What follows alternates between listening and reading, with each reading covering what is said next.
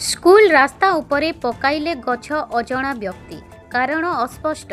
रास्तारे बसी पाठ पढ़िले शिशु एभली एक अभावनीय दृश्य देखिबाकु मिलिछि सुवर्णपुर जिला डुंगुरीपाली ब्लॉक अंतर्गत नायकेनपाली ग्राम रे विद्यालय को जीवा मुख्य रास्तारे गछ पकाई अवरोध करा जाउथिबारु अंगनवाड़ी प्राथमिक एवं उच्च प्राथमिक विद्यालयर शिशु माने विद्यालय रे पहुंची पारु नाहांती।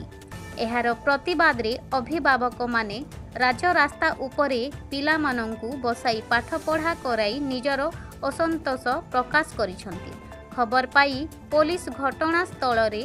पहुंची लोकंकु बुझासुझा करिबा सहित मामलार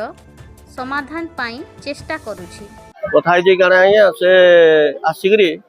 थरे आगरु आगरु माने घुरी देले आ से प्रचार कले जे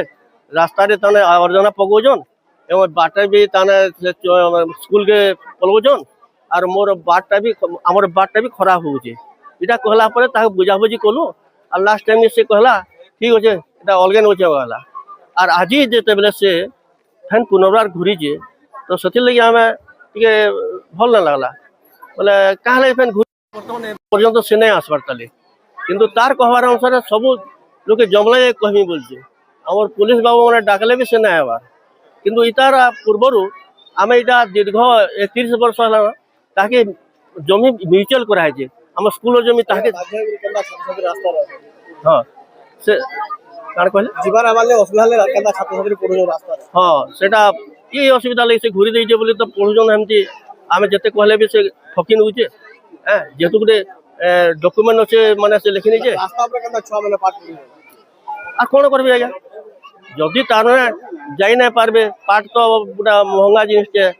पाठ मास्टर मन आई रास्ता रे पढ़बे आ का करबा तार असुविधा ले ना